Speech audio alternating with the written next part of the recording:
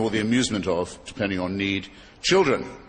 I don't believe there is a supernatural dimension, and I don't believe there have ever been any miracles, so I don't believe that prayers are answered. I don't believe any of this. None of this comes up so far in this argument. I'm not arguing with a religious person yet at all. I'm arguing with someone who claims to know more than I do about physics and biology. It's possible that he does. Many, many people do. But bear in mind that we cannot say that we know that there was not a prime mover. It's not within our compass. Pitifully ignorant as we are, only scrabbling on the lower slopes of the study of physics, as all of us are, even the best, we may not say that we know there was no prime mover. We may not say that. We can say that all the laws appear to operate without that assumption.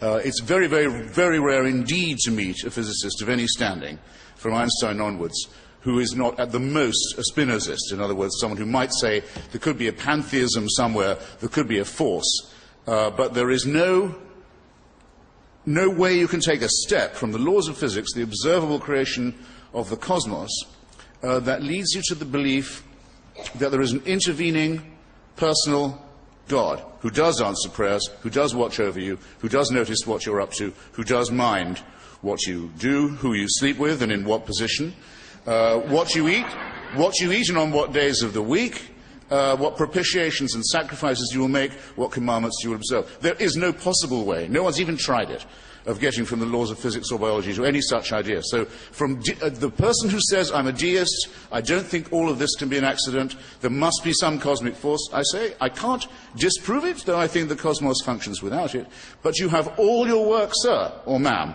still ahead of you, before you can say that Jesus of Nazareth was a real person, let alone that he was the Son of God, let alone that his mother was a virgin, let alone that he was resurrected. None of these things, by the way, would prove he was the Son of God, if they did happen. Nor would they prove that his doctrines were not erroneous. A resurrected person who was the son of a virgin could still be talking nonsense. There's no logic that says he must be right. If I'm having an argument with you, sir, and you say, you lose, boy chick, I say, how come? Because my mother never went to bed with another man. Your logic is faulty. I think my case could remain just as strong as ever it was. In default of that, I must say, rather bizarre intervention. Now, why do we have religion in the first place? Why are we having this discussion? Why does Frank feel the need to talk in this way? Because we are pattern-seeking mammals. It's part of our evolution. We look for patterns. We're designed to look for them. And if we can't find a good explanation, we'll come up with a bad one, rather than none at all. Most people would rather have a conspiracy theory than no theory. It's very observable that. There's a lot of junk science around before good science arrives. Before we have astronomy, we have astrology. Before we have chemistry, we have alchemy. All of these things are derivatives of religion, because in a very sinister verse of the Bible that used to upset me when I was being forced to listen to it as a little boy, it says, seek and ye shall find. Yes, that's exactly right.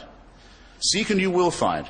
Seek for an explanation of volcanic eruptions when you're living in a primitive society, and you will think they're probably a visitation from an angry deity. And if you're told you can postpone the next eruption by throwing a few live babies into the lava down the crater, that's what you'll do. Religion has just started. Religion has just begun. Why do some people get the plague and others not? Because they're sinful. Where's the plague coming from in the first place?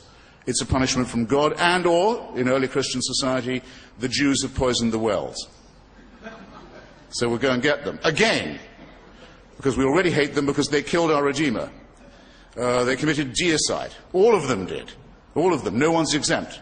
Indeed, if you have to be a Christian, it's an article of their faith that we were all present at Calvary. We all drove in the nails. The Jews particularly so.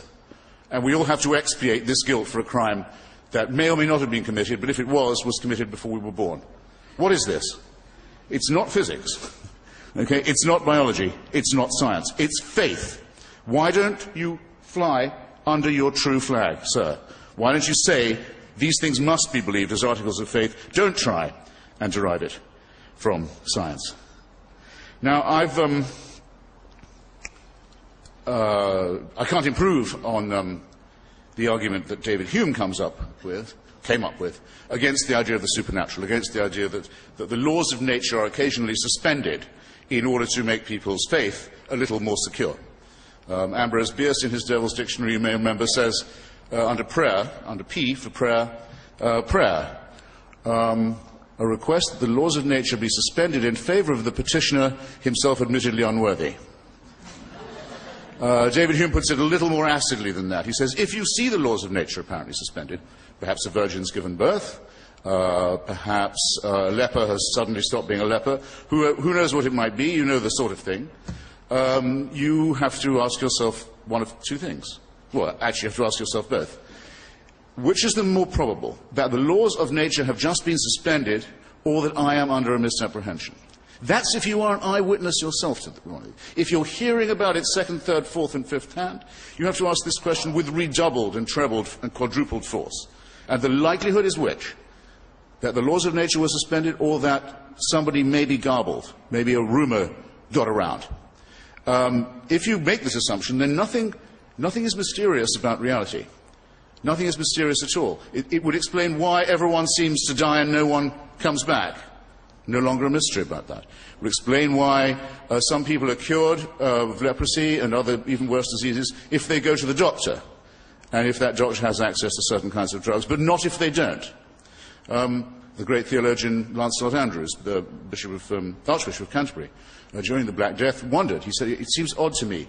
There are people who go to church and pray, and they give their tithes, and they do everything that they're supposed to do, and they lead godly lives, and yet they seem to die of the plague just as much as the sinners do.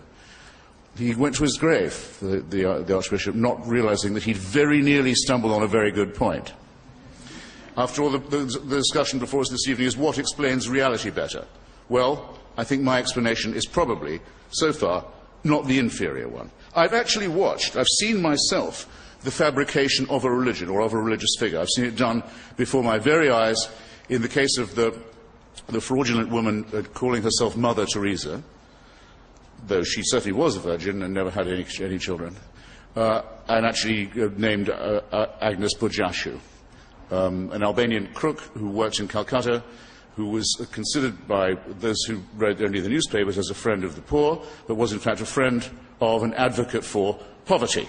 She believed poverty was a gift from God, that suffering ennobled people. She didn't believe in this for herself, for poverty, because she took several $1 million from, among other people, the Duvalier family in Haiti, probably the most cruel deceivers and oppressors of the poor in the late 20th century, from the Charles Keating savings and loan racket in California, the so-called savings and loan scandal, from many, many other depraved rich persons, and used the money to build not a teaching hospital in Calcutta or a clinic, or for the relief of poverty or hunger or disease or anything of the sort, but to build over 150 convents in her own name to found an order that would glorify and magnify herself. And that's where the money went. Since then, we are asked to believe by His Holiness the Pope, the lately named formerly named Cardinal Joseph Ratzinger, that because of an intercession by her posthumously, that a woman in Bengal named Monica was cured of a tumour just by praying and putting a picture of Mother Teresa on the swelling in her stomach. I can assure you that's not how tumours go away. Ladies and gentlemen, I can also assure you the last thing India needs is to be told that its people, when they're ill, should go to faith healers and shamans, and the enormous number of witch doctors, crooks and charlatans who there are in the subcontinent. Many people will die if they follow this kind